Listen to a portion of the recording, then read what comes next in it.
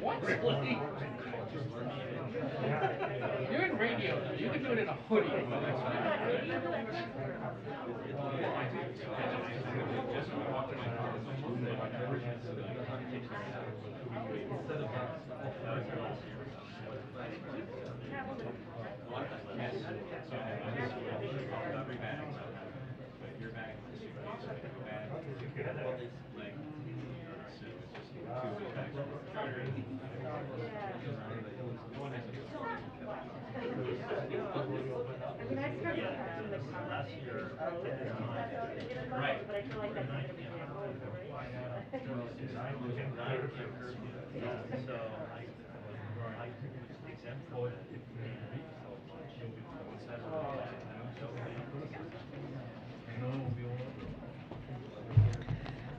Good afternoon, everybody. Sorry we're starting a little late. We had to finish for the president to complete his remarks, and that was a request that we got from WACA, so we wanted to make sure we adhere to it.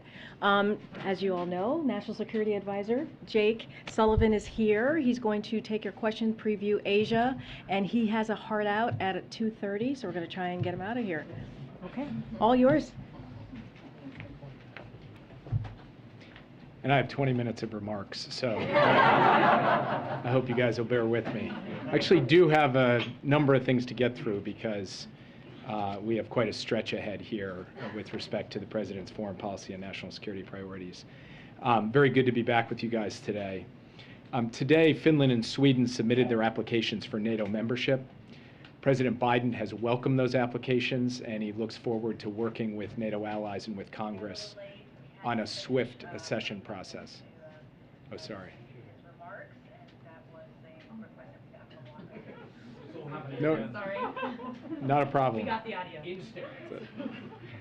Small interruption of the accession process right there, but everything will be on track just fine. Tomorrow morning, the President will welcome the President of Finland and the Prime Minister of Sweden to the White House to coordinate on the path forward. And the three leaders will also have the chance to compare notes on our united efforts to support Ukraine and its defense against Russia's brutal invasion. They will also have the opportunity to speak to the press and the public to affirm our shared vision for a peaceful and secure Euro-Atlantic region. This is a historic event, a watershed moment in European security. Two nations with a long tradition of neutrality will be joining the world's most powerful defensive alliance, and they will bring with them strong capabilities and a proven track record as security partners. And President Biden will have the opportunity to mark just what a historic and watershed moment this is when he meets with them tomorrow. After that meeting concludes, President Biden will board Air Force One for a trip to the Republic of Korea and Japan. This will be his first trip as president to the Indo-Pacific, and it comes at a pivotal moment. President Biden has rallied the free world in defense of Ukraine and in opposition to Russian aggression. He remains focused on ensuring that our efforts in those missions are successful. But he also intends to seize this moment, this pivotal moment, to assert bold and confident American leadership in another vital region of the world, the Indo-Pacific.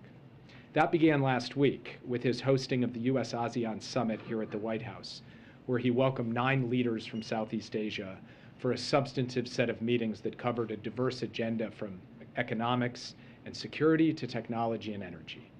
President Biden made a series of significant announcements to show that when it comes to engagement with ASEAN, we're not just talking the talk, we're walking the walk as well. This week, the President turns his attention to Northeast Asia. And on this trip, he'll have the opportunity to reaffirm and reinforce 2 vital security alliances, to deepen 2 vibrant economic partnerships, to work with 2 fellow democracies to shape the rules of the road for the 21st century, and to thank his allies in Korea and Japan for their remarkable and in some ways unexpected contributions to the effort to support Ukraine and to hold Russia accountable. In Korea, President Biden will meet with the newly inaugurated Korean president, President Yoon, who campaigned on the platform of strengthening the U.S.-ROK alliance and on improving relations between the ROK and Japan. President Biden will engage with technology and manufacturing leaders in Korea who are mobilizing billions of dollars in investment here in the United States to create thousands of good-paying American jobs.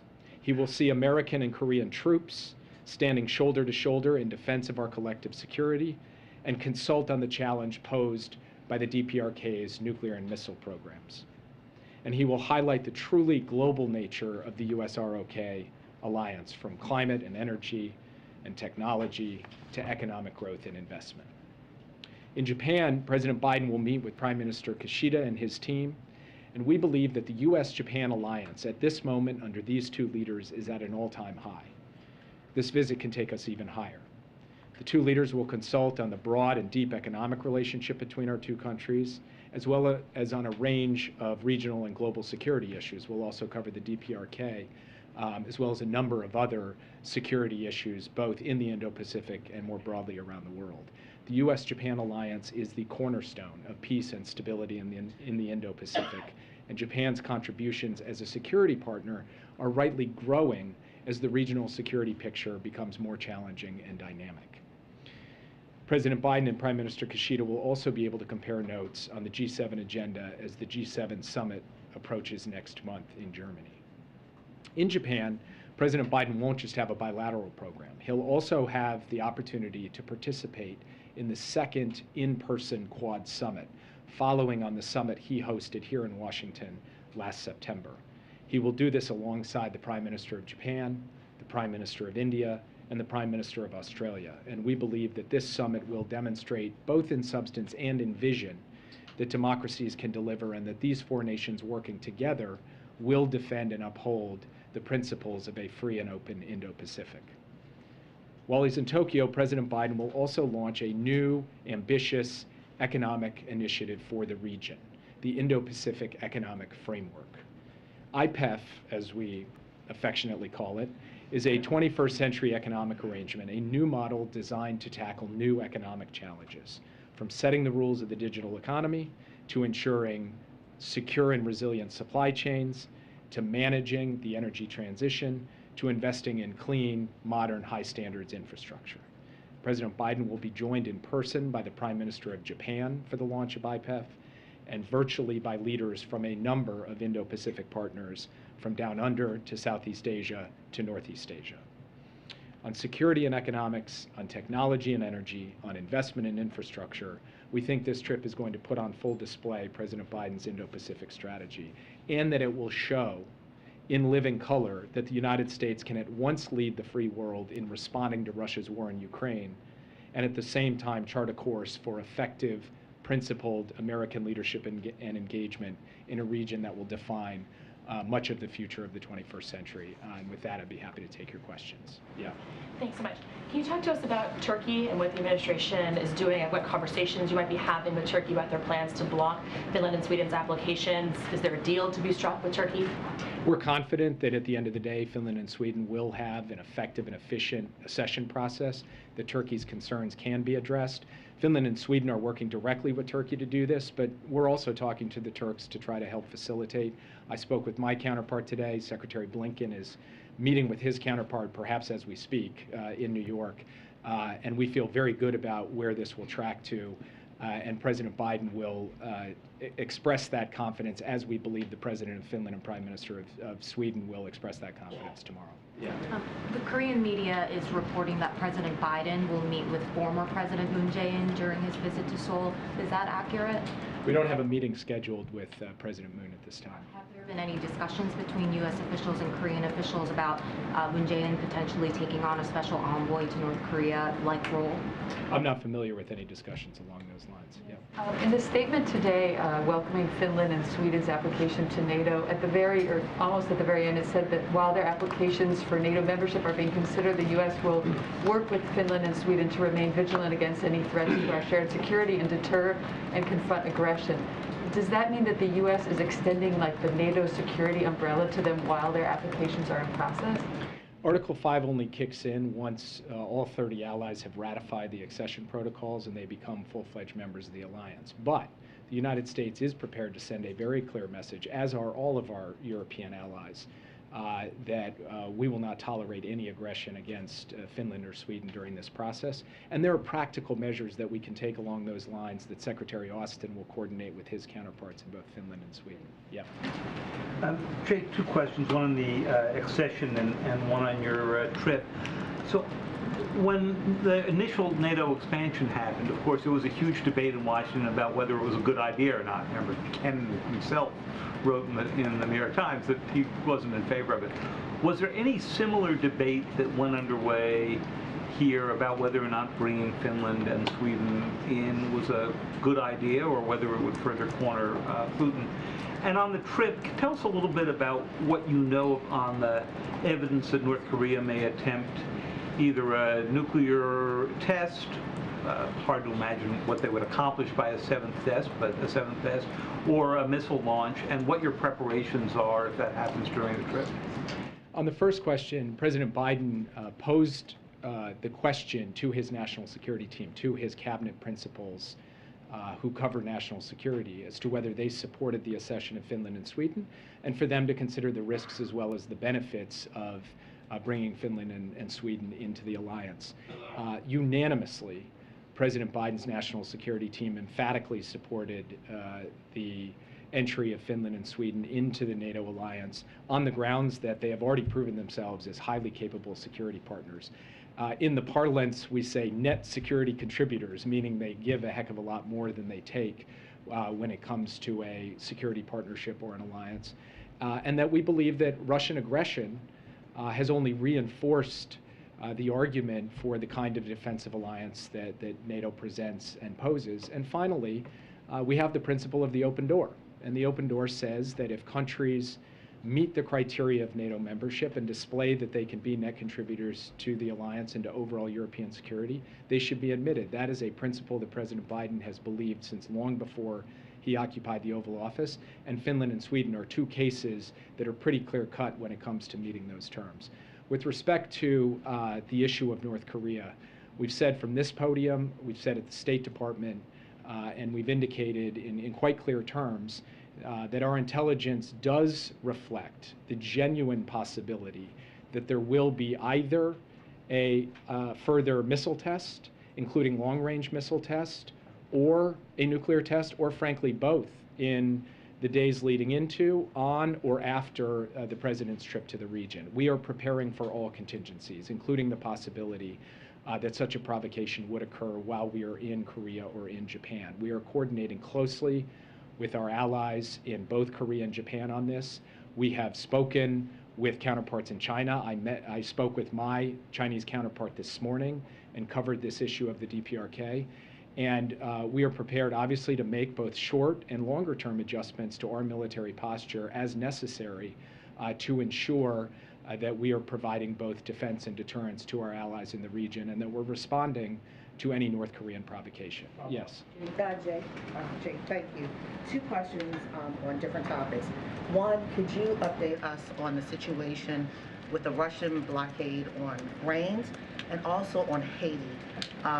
What happens with the Title 42, the Haitian migrants and maybe migrants of South America as well and Caribbean when it comes to the end of Title 42 on May 23rd, if that happens? So first, it is Russia's war of aggression against Ukraine and nothing else that is stopping tens of millions of tons of food from getting out of the breadbasket of Europe, Ukraine, and onto the world market to feed people in Africa, the Americas, Asia, and everywhere else. And that is true in two critical respects. First, Russia is bombarding Odessa, which is the port from which that food departs on large cargo ships bound through the Black Sea and then onto the world market. Second, Russian ships are engaged in an effective blockade of commercial ship traffic that could leave Odessa port were it not under this bombardment and head out to the world. So we have publicly called upon Russia to end its attacks on Odessa and to end the blockade and to permit the traffic, the commercial and humanitarian traffic of ships into and out of Odessa port. We are working closely with both Ukraine, and the United Nations on this issue, as well as other allies and partners, and we are supporting efforts to facilitate the delivery of that grain to the world market so that it can alleviate food prices everywhere. And we would like to see an outcome in which the facts, not just the rhetoric, the facts bear out the actual permission by Russia of large numbers of ships moving through the Black Sea and onto the world market. Are you responding to that request and also the question I asked you about Title 42? There are ongoing intensive diplomatic conversations. The United Nations Secretary General is involved in this. The Ukrainians are involved in this. Some of our other partners are involved in this. I'm not going to get ahead of those discussions. I'm only going to say that the United States stands ready in any way to help facilitate and deliver on that diplomacy to try to produce an outcome in which food is getting to the world stage. With respect to Haiti, we will have to see. Obviously, there are a number of issues bound up in the courts right now. But with the end of Title 42, the United States has put in place a process by which those individuals who claim asylum and have legitimate asylum claims can stay, and those who come and don't will go through the process, the legal process that exists and has existed for some time. Even when Title 42 was in effect, large numbers of individuals were not subject to Title 42. They were subject to the standard legal process by which we deal with claims at our border for people who want to come and stay here. Expeditious deportation.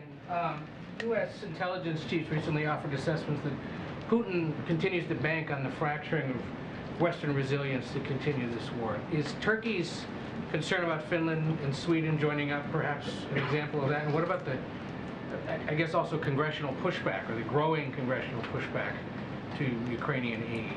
And what are you guys doing sort of in both regards to make sure that that doesn't continue to happen? I know you described some of it, but it does seem now that there are examples, at least, of growing concern or criticism, resistance. And then I got one other on another part of the world. That one first. So first, growing congressional pushback to me is a strange premise for a circumstance in which the House of Representatives voted overwhelmingly, not just in favor of approving what the president sent up, which was $33 billion, but actually adding $7 billion to it to make it a $40 billion package. And we expect a similar overwhelming bipartisan vote in the Senate once the final procedural hurdles are cleared over the next 24 to 48 hours. So there are some voices against this, but the chorus of voices on both sides of the aisle, from all sides of the political spectrum, in favor of standing up in defense of Ukraine's sovereignty and freedom and independence, it's quite powerful and, frankly, in a way, quite moving. And it sends a clear message to the world that the United States can pull together behind the brave people of Ukraine in their hour of need. What was your other question? Well, just Turkey's continued concern here, and whether there might be others who are going to raise concern about NATO expansion. Look, the great thing about the free world, about the Western Alliance, about NATO, is that you've got a raucous collection of states that all have opinions, that all have perspectives, that all have interests. But they also know how to and when to pull together and how to settle any differences. And I expect these differences will be settled. I expect that NATO will speak with one voice in support of Finland and Sweden at the end of the day. And I think the remarkable unity you've seen with respect to sanctions coming out of the EU, the United States, and our Indo-Pacific partners, the support that we have provided Ukraine in terms of military and humanitarian assistance, it's only grown stronger over the course of the last 12 weeks. And we expect that that momentum will continue. And it's having a major impact on the battlefield. Ukraine won the Battle of Kyiv. Ukraine has now beaten Russia back from Kharkiv, and Ukrainian defenders are putting the military assistance we provided to good use in defending territory in the Donbass as well. Yes. Can I discuss a little bit about the challenges of trying to focus on the Indo-Pacific, a priority for you all from the get-go, given just, I mean, look, a bulk of the questions even here today have focused on other parts of the world. Tomorrow, Finland and Sweden are going, just the juxtaposition of what is going on in the world right now, as you all are trying to focus on the Indo-Pacific. You know, it's interesting. We actually don't regard this as a tension between investing time, energy, and attention in Europe and time, energy, and attention in the Indo-Pacific. We regard this as mutually reinforcing. First, look at the Indo-Pacific partners that have stepped up to help make these sanctions and export controls as effective as they are. Korea, Japan, Australia, even Singapore. Second, look at the extent to which European countries are increasingly invested in the Indo-Pacific, in helping ensure that our vision of a free and open Indo-Pacific is actually realized. We see that with the AUKUS partnership, where you've got the United Kingdom alongside Australia and the United States. We see it with the way the European Union has, for the first time ever, put out an Indo-Pacific strategy.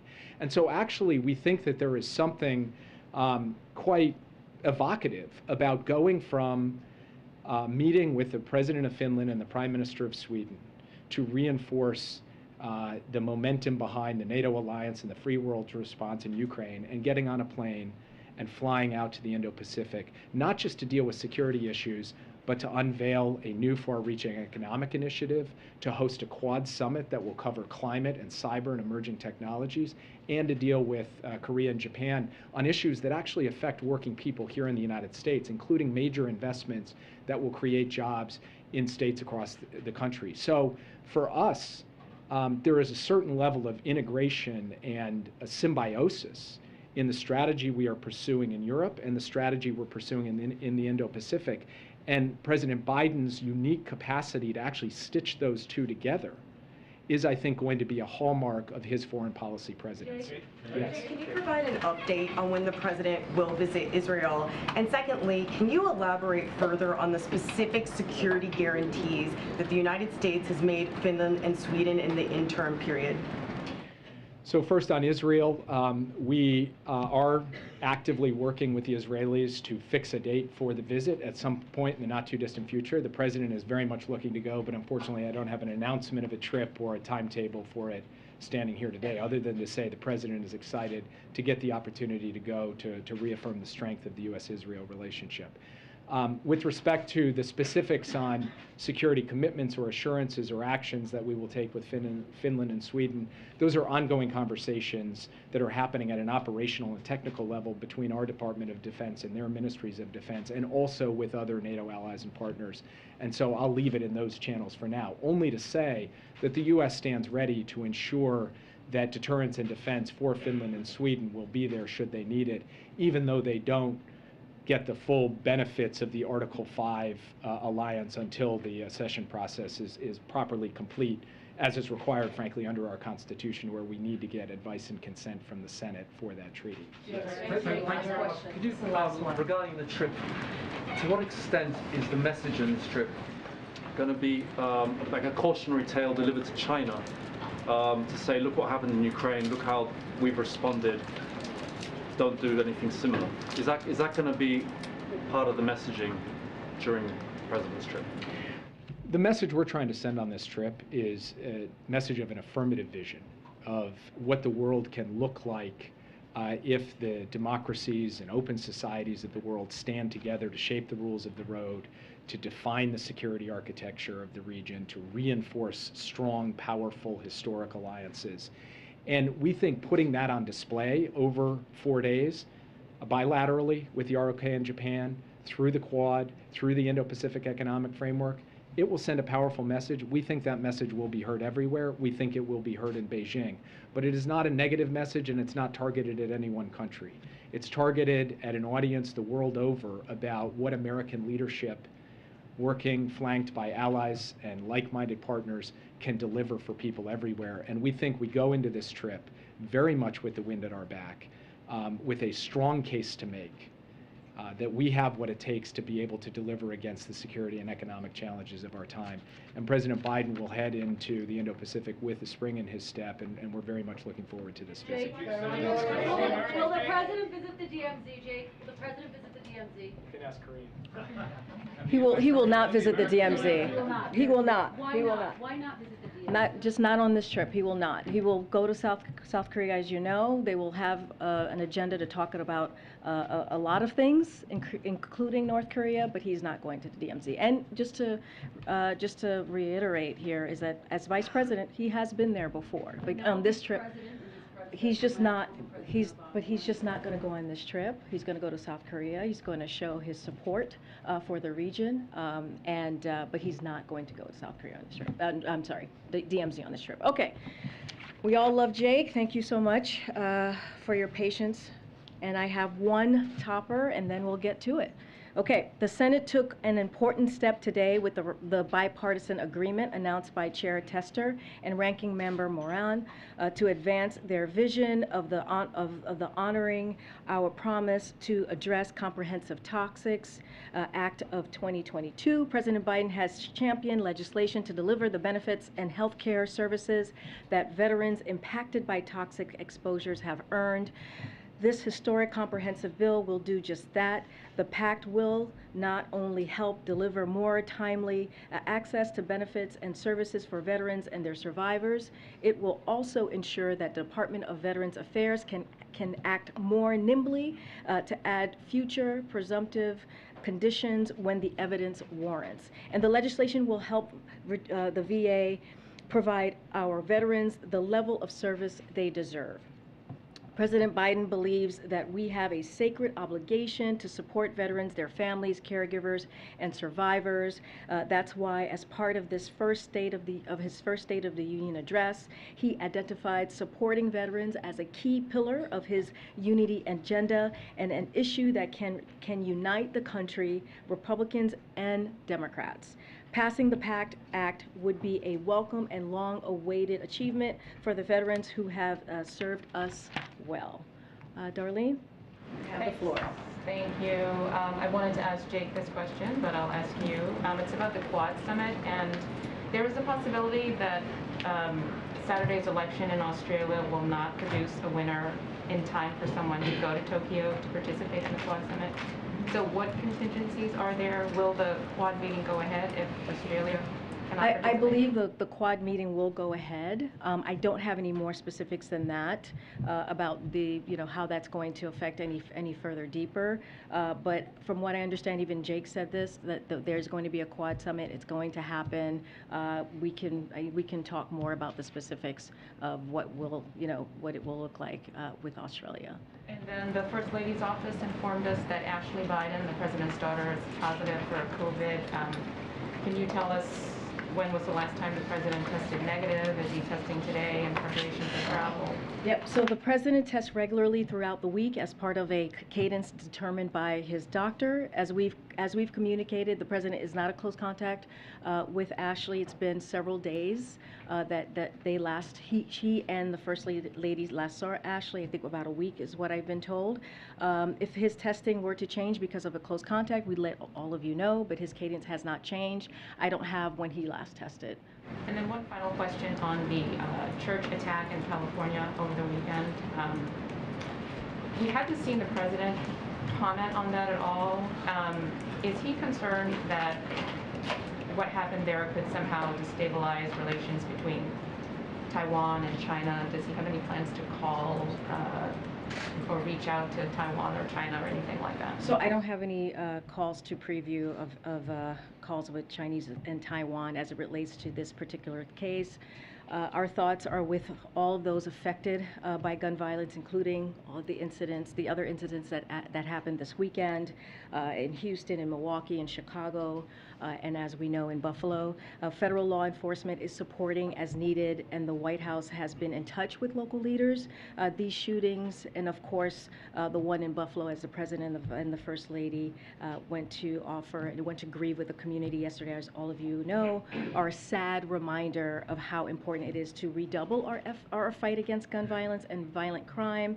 And as part of the president's comprehensive strategy to fight gun crime, we're putting more cops on the beat, as you've heard us say this past year and a half, as we're talked about gun comprehensive approach here, cracking down on firearms trafficking, investing through the ARP and community programs to prevent crime. But I don't have any more to share on any calls that may have occurred. Okay, I'm going to go to people who haven't asked a question. Go ahead, Ashley. Thank you. Two questions. Following up on Darlene and Ashley Biden having COVID, she's in good company in this White House in that the Vice President had it, the second gentleman had it, you had it, Jen Psaki had it twice, a number of top cabinet officials had it.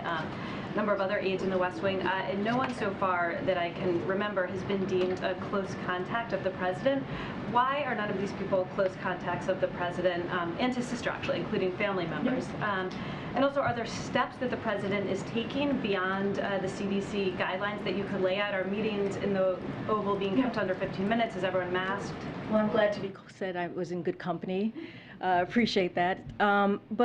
So it is, we take extra precautions. To your last question, I'll answer that first, here at the White House. And we've said this before when we're in the meeting. I was in a meeting with the president earlier today. I got tested first. I put my mask on and we socially distanced. Those are the extra protocols that we do take with the president and all the principals, not just him, just to make sure that we just take that, that extra added step there.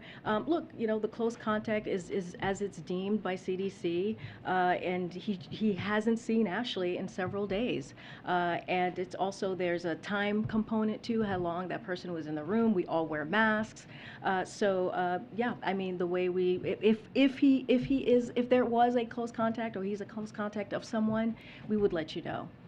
And on guns, yesterday when he was leaving Buffalo, the president said, "I've got to convince the Congress that we should go back to what I passed years ago." I just want to confirm that he was referring to the 1994 assault weapons ban. And my question is, you know, when he was the point person for President Obama after Sandy Hook, mentioned to me, which went far less far than an assault weapons ban, failed. What makes him think that he could get that through when so far no meaningful legislation has gone through in the past decade? I mean, look, this is what the president said yesterday, right? He understands it's not going to be easy, but he knows that there's more to do.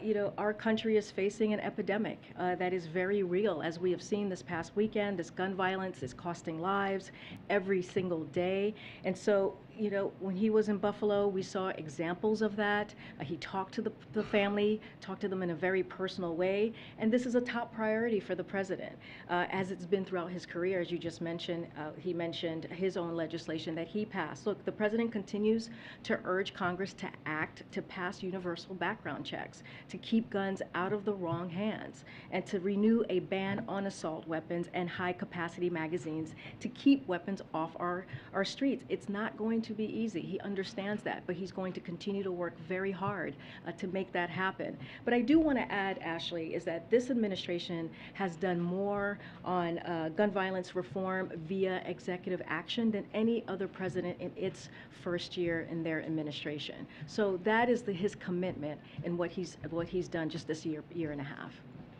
Go ahead. Thanks, Karine. Jake mentioned his conversation with his Chinese counterpart this morning. The readout you guys gave was pretty sparse, and so I was wondering if you could give any more detail to that conversation, particularly a sort of update on how the White House is seeing China's actions towards Russia in light of Ukraine. I know that I don't have any more to read out outside of what was put out by us earlier today. I'm just going to keep it to that readout. And you know, Jake has spoken to this before about China and their relationship with Russia. We haven't seen any evidence of any like material that has been provided to Russia. That continues to be the case. I don't have any more to add. Let's go about a pair of bills on Capitol Hill right now. Sure. Both being forwarded by House Democrats. One is a Consumer Fuel Price Gouging Prevention Act, and the other is this domestic terrorism legislation. I haven't seen statements of administration policy on either, and I'm wondering how supportive the president is, particularly on the domestic terrorism legislation. He kind of, on the tarmac yesterday, seemed to say that he didn't think it was necessary. So on the gas price gouging legislation that you just mentioned, look, the president welcomes all ideas to protect consumers and to make sure that oil companies aren't taking advantage of Putin's war and are competing fairly. He's been very clear on that. President Biden has been also very clear that no company should be engaging in unfair practices to hike prices on American consumers. As the president has said, President Putin's actions are what is driving the price increase at the pump. The president is focused on doing everything in his power to address the Putin price hike, including the largest ever release from the Strategic Petroleum Reserve, as we've talked about here at this podium, and working around the clock to diplomatically build a coalition of countries for the largest release in foreign reserves ever. We know that there are a number of ideas being suggested by our allies and in Congress, and look forward to engaging on this issue so we can get Americans some relief, especially as we're in this particular time right now with high prices. And one last one, the Dow is down 1,100 points so far today. Chairman Powell did an interview with the Wall Street Journal in which he said he'd push forward on additional rate hikes, even if it resulted in unemployment coming up. Also, presumably baked into that is the stock market. We've seen the stock market do poorly as the Fed hikes rates. So, you know, do you still, I guess, stand behind Chairman Powell's vision on rate hikes? And broadly, you guys have said we're not following day-to-day market tribulations, but we're now getting to a point where some of the gains that have defined the president's tenure are being erased. And so is there a new level of alarm within the White House about this? Well, as you know, we say this all the time, Josh, you know, it's Justin. The Fed chair, you know, the Federal Reserve is independent. We leave them to make their own policy decisions. We do not get involved in that, and nothing has changed on how we see the stock market. We do not. That's not something that we keep an eye on every day. So I'm not going to comment about that from here. I do want to touch base on the domestic terrorism and what the president said yesterday about about domestic terrorism. Look, it's a growing and evolving threat, and one that the Biden administration has taken very seriously since our first day in office. We have said we have been studying the details of different proposals, and there are a range of ideas that have been proposed in Congress that could improve our ability to detect and respond to these threats. What the president was specifically referring to yesterday when he was on the tarmac was the set of existing laws on the books that provide law enforcement with authorities to investigate and prosecute domestic terrorism and hold those who commit hate-filled attacks accountable. As part of our national strategy for countering domestic terrorism, we increased our support for federal, state, and local law enforcement as they address domestic terrorism nationwide, including increasing resources and providing trainings to thousands of law enforcement entities. DOJ has made domestic terrorism-related investigation and prosecution a top priority at the national and local level, and plus DOJ earlier this year announced the creation of a new domestic terrorism unit with the counterterrorism section of the National Security Division that will enforce the expertise and experience on these issues available to federal prosecutors nationwide. So there is a commitment there, and that's what he was talking about. Go ahead. We're about 3 weeks away from the Summit of the Americas. You've got Chris Dodd down in Mexico today trying to convince President Lopez Obrador to come. What's the president's level of optimism that Mexico will attend this Summit of the Americas? And, well, is the guest list finalized? Has the president decided who to invite? The guest list is not finalized. Hopefully that will happen soon, and I promise once we have it, we will share it. The president is optimistic. You know, we don't have anything to share at this moment. Again, once we have it, we'll be happy to share it with all of you. Karine. Thanks, Karine. DHS said today that they'll be pausing the Disinformation Governance Board. Did the White House play a role at all in perhaps expressing frustration on how it was rolled out, or express any involvement in whether or not it should be paused? And then also some experts have said that it was sort of set up to fail the way it was rolled out. Do you have a response to that? So the board has never convened. It never convened, and the board is yes, the board is pausing in the sense that it will not convene while former Secretary Chertoff and former Deputy AG Gorlick do their assessment. But the departments work across several administrations to address disinformation that threatens the security of our country is critical, and that will indeed continue. And again, neither Nina Jankovic nor the board have anything to do with the censorship or with removing content from anywhere. Their role is to ensure that national security officials are updated on how misinformation is affecting the threat environment. She has strong credentials and a history of calling out misinformation from both the left and the right, and that's our focus. did the White House play a role at all in whether it should be paused or what should happen with the board? No, first of all, like I said, this is what's happening. There is a pause. We did not have an involvement in this at all. Just another quick question. Congressman Schrader, who received a rare endorsement from the president in a Democratic primary, is on track to lose. What does that say about the power of the president's endorsement? I mean, look, as it comes to, I have to be careful about what I can say here. But the race in Oregon was focused on just how much each candidate supported the president. That's what we saw in this particular race. His counterpart in the race, McLeod Skinner, ran on an agenda of President Biden's priorities, including lowering the price of prescription drugs and tackling climate change and the fossil fuel pledge. Her support for President Biden extends back to 2020 election when she said he's the guy. He knows how to choose a great team. On the campaign trail, McLeod Skinner has sought to tie herself to President Biden and paused and praised his presidency. Even on day one, President Biden endorsed Representative Schrader. McLeod Skinner wrote, "I respect Biden's work to tackle COVID-19 and rebuild our economy." In February, McLeod Skinner praised President Biden's effort at diplomacy around the situation in Ukraine. McLeod praised President Biden's plan to lower health and care costs, elder care costs, child care costs, and prescription drug costs as a transformative investment in the future of Oregon's families. So that's how we see it. We think both sides were very much supportive of the president. Okay. Thank you. Just to follow up, though, I mean, the question is both of them had similar platforms, to your point. Yep. And yet, President Biden endorsed one of them, and that candidate is on track to lose. So are there concerns within the president, and I know you can't speak to the politics of this, is the president concerned that he doesn't have enough juice heading into these critical No, not at all, because again, both candidates were running on a platform that supported, embraced the president's agenda. Has the president reached out to any of the Democratic winners overnight, particularly John Fetterman, who's still in the hospital, Sherry Beasley? I don't have any calls to read out, but I do believe the one thing that I can say here is that he spoke last night. The president did speak to Giselle Fetterman and wished the lieutenant governor was speedy recovery.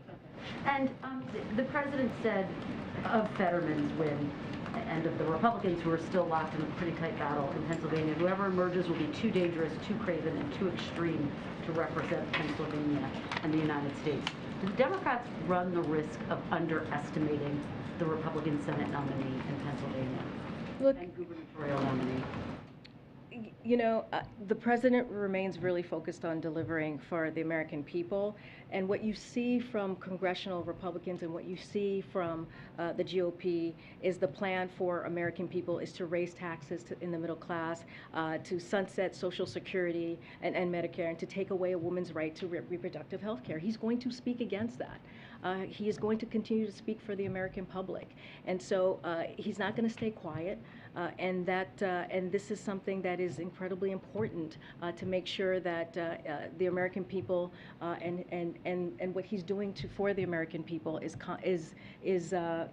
made sure that it happens, right? What the other side is trying to do is trying to stop us from trying to lower cost for folks, as I just laid out. And just very quickly, Senator Raphael Warnock saying that he's coming to the White House to meet with the president today. Can you talk a little bit about that, about the student loans, and is the president open to increasing the forgiveness rate? It seems like he's in the $10,000 range. Senator Warnock wants it to be closer to $50,000. Would the president come up? So we meet with members of Congress on a variety of issues. Is he going to meet with Warnock today? These are senators who have been leaders on college affordability and student debt. The president values their perspective and looks forward to the discussion this afternoon, so yes. But I don't have more to read on that. I've said this a couple of times. A decision hasn't been made yet. I don't have a timeline. A decision hasn't been made. Yep. Thank you, Karine. A follow-up to the Disinformation Board. Last week, you guys said that you needed this Disinformation Governance Board at DHS to make sure that freedom of speech is protected across the country and that these platforms are not used for forms of disinformation. So what changed? Look, the Department of Homeland Security, they began their statement repeating that the board had been intentionally mischaracterized, which is a little bit of what you were asking me, and they were explicit about what it does and does not do. It was never about censorship, policing speech, or removing content from anywhere. Its function was to keep Homeland Security officials aware of how bad actors, including human smugglers, transnational criminal organization, and foreign adversaries could use disinformation to advance their goals. As Secretary Marcos said, he has asked former DHS Secretary Michael Chernoff and former DAG Jamie Gorelick to lead a thorough review. This is the pause that I was talking about, an assessment as members of the Bipartisan Homeland Security Council Advisory Council. The board will not convene during that period, but the departments work across several administrations to address disinformation that threatens the security for our country is critical and will continue. So that work is going to continue. So if it's pausing because you think the board was mischaracterized, then the disinformation board is being shut down because of disinformation? Is that what's happening here? Look, I mean, the board was put forth for a purpose, right? To make sure that we really did address what was happening across the country when it came to disinformation. And it's okay to wait now 75 days. It's just it's going to pause. There's been a mischaracterizations from outside forces, and so now what we're going to do is we're going to pause it and we're going to do an assessment. But the work doesn't stop. We're still going to continue the work. The DHS is still going to continue the work. Okay. There's a bulletin now that DHS is worried if Roe v. Wade is overturned, there could be violence against the Supreme Court building or Supreme Court justices. Are these threats from pro-abortion activists or anti-abortion activists? So look, the president is clear on this question. He believes the right to peacefully protest in this country is fundamental. But he also believes that violence, threats, and intimidation have no place in political discourse anywhere. That is true whether it is in front of a courthouse or in front of a healthcare clinic. And that's the thing. I feel it seems like to us it is very one-sided on what we call out as intimidation or as violence. So we want to make sure we're calling out on both sides of what is happening and what we're seeing. While protests, while protests have been peaceful to date, the Department of Justice has U.S. Marshals providing support to support court-martial, and the President believes Congress should pass the legislation to fund increased security for court and judges as soon as possible. Yesterday, in reference to this, the Department of Homeland Security said they are committed to protecting Americans' freedom of speech and other civil rights and civil liberties, including the right to peacefully protest. DHS is also committed to working with our partners across every level of government and the private sector to share timely information and intelligence, prevent all forms of violence, and to support law enforcement effort to keep our communities safe. And then final question on gas prices. Americans are now spending $5,000 a year on gasoline. That's almost double what they did a year ago. Where are people supposed to go to get all that extra cash? To get the extra cash to pay for gas? Yeah. Well, I mean, one of the things that we've been very clear about is to do everything in our power to make sure that we lower costs. You know, it is important. We see it. The president understands what the American people is going through, and that's why we're doing everything that we can. We've made multiple announcements in the past several months of what we're doing, whether it's the Strategic Petroleum Reserve, whether it's the Ethanol 15, to make sure that that the American people are not feeling Putin's price hike. This is where this is coming from. 60 to 70% of the current price hike that we have seen has come from Putin's aggression against Ukraine. So the president announces on March 31st that he's got all these steps to lower gas prices, and it's still Putin's fault 7 weeks later. Well, because what I'm saying is since Putin's war, aggression against Ukraine started back in February, we did see a spike. But before then, it had the price per gallon had fallen down about 10 cents or more. And then Putin started his aggression on Ukraine, his violent aggression on Ukraine against their democracy, against their sovereignty. And we saw the facts show it went up about 60 to 70%. So it is Putin's tax hike. This is what we're talking about. On that same subject, on inflation. At some point. Sure. Thank you. the inflation concerns are now rubbing off on quarterly earnings reports for a lot of big companies. Target, for example, today says it missed its estimates because of increased costs of transportation and gas. That's part of what's driving this at least 1,100-point drop in the Dow so far. What would you say, what does the White House say to investors and everyday Americans who are concerned that there's no end in sight to these price hikes? Look, I'm not going to speak to the stock market, but, this is something that is very important to the president when it comes to inflation and making sure that we lower costs for the American people. Last week, we announced new steps with private sector to lower the price of high-speed internet for tens of millions of Americans. The president traveled to Illinois to announce new actions to give farmers the tools and resources so they need to boost production, lower prices, and feed the world. The nonpartisan Congressional Budget Office found that the deficit fell by $1.5 trillion this year, putting us on track for the fastest deficit reduction in any year on record. These actions build on other actions the president has taken to lower costs in recent weeks. Again, this is to address Putin's price hike at the pump. The president, as I was saying, allies and partners around the world, they came together. I was talking about the Strategic Petroleum Reserve, the 1 million barrels of oil per day for the next 6 months, in addition to the 60 million barrels of oil from other countries' reserve. I talked about the E15 gasoline that we have allowed to happen so that it could be sold this summer. The president also announced administrative actions to save hundreds of thousands of families hundreds of dollars per month by fixing the Affordable Care Act's family glitch. These are the things that we have been working on. This president has been working on for the past several months, understanding that it is important to lower the cost for American families, and we're going to continue to do that. I'm going to try and go to the back. Go ahead, you, sir. Thank you very much. Thanks a lot. Oh, yeah, go ahead. Go ahead. Can you talk a little bit about President Biden's long-term thinking on Ukraine? There's a possibility this war could go on for months or years. And what is the president's commitment to supplying weapons to Ukraine in the long term? Well, as you know, there is a supplemental. There is a Ukraine funding that's in the Senate right now for about $40 billion that we are encouraging the Senate to pass, and so that is going to be part of continuing to help Ukraine with material, with defense material and humanitarian aid. Look, this is something that's incredibly important to the president, but also to our partners and allies, that we make sure that Ukraine is able to defend their democracy. It is important for us as a country, as a leader in this world, to make sure that we're doing everything that we can so that happens. What is happening in Ukraine, defending their democracy, defending their territorial integrity, defending their sovereignty, affects us all. And so this is something that we are going to continue to be partners with our allies, our partners.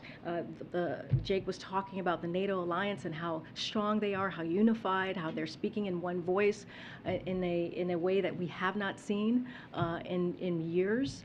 And so this is something that we need to continue to be a leader on, and that's what he believes. And it's important to make sure that we protect our country's democracy.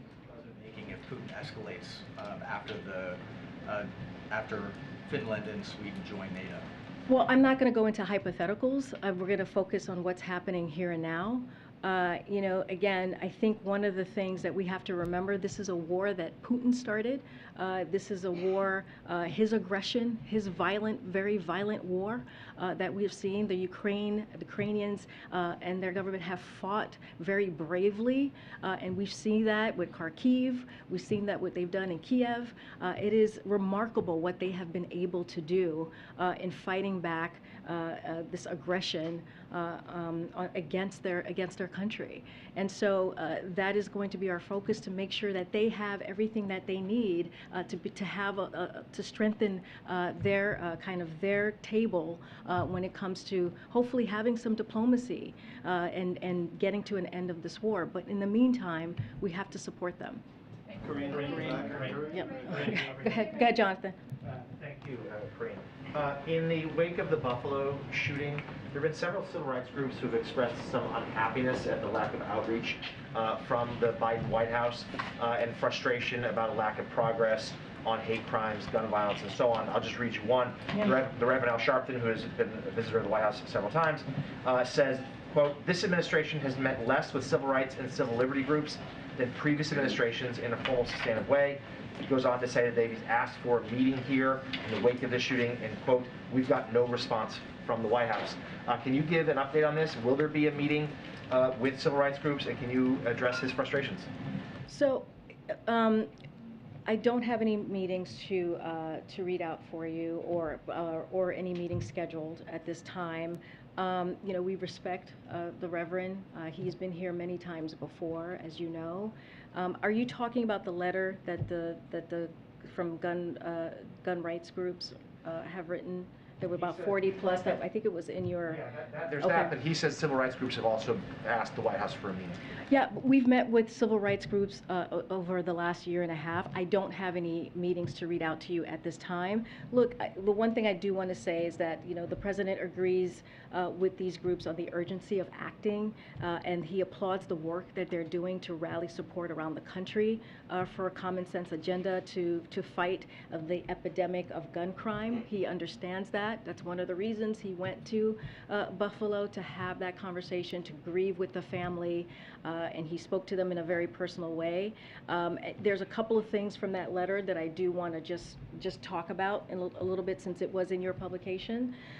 He agrees that innovative neighborhood-based crime prevention programs like community violence intervention need to be at the core of our toolkit to make our common sense safer. That's why the president has unlocked existing money within the government to invest in community violence intervention. That's why he secured more money for that in his 2022 budget, and that's why he's calling for a significant increase in funding in his 2023 budget. He is calling for a $5 billion investment over 10 years. The president also is going to continue to call on Congress. He talked about this yesterday when he was in Buffalo, to pass common sense gun violence legislation that would keep weapons off our streets and keep guns out of the hands of criminals. We're working closely with Leader Schumer and Speaker Pelosi on this and other issues, and we'll defer to their judgment on legislative mechanics, give them space to work on that and to do that. And finally, on the question of a gun violence coordinator, I was asked that yesterday. I think I was asked specifically about an office.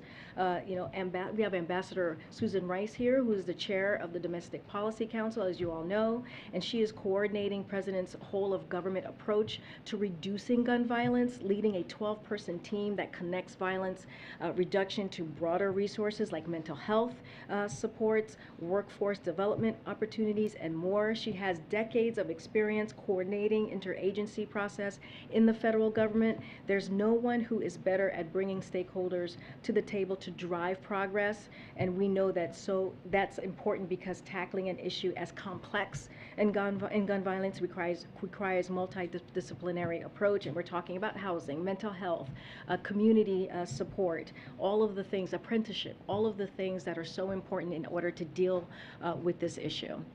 I'm trying to say, oh my gosh, I'm trying to call on people I haven't gotten yet. Oh, we have to go? All right, guys, I'm so sorry, we have to go. But we will, hopefully I'll see some of you in Asia. All right. Have a good trip. Bye.